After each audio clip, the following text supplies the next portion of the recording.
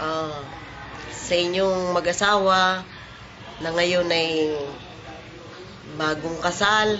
Binabati ko kayo ng maligayang mag-aasawa at hari nawa ay maging masaya ang inyong mga buhay. Tandaan nyo lang na kayong dalawa ay lagi nyong igigitna ang unang-una ang ating Panginoon Diyos. Huwag kayong makakalimot, magdasal para sa inyong dalawa.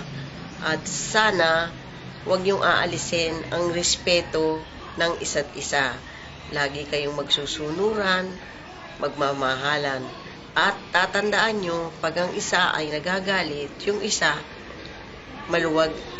malamig ang isang galit, isang malamig ang isip, ang damdamin, para hindi kayo magkakasalubong.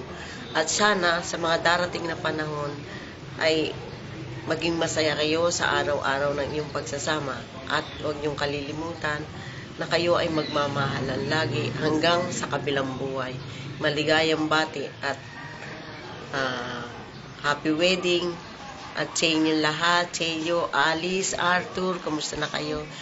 Alisa, at baka nandyan ang mga Tita Linda, yung mga anak ng Tito Ronnie, kamusta na kayong lahat? We miss you very much.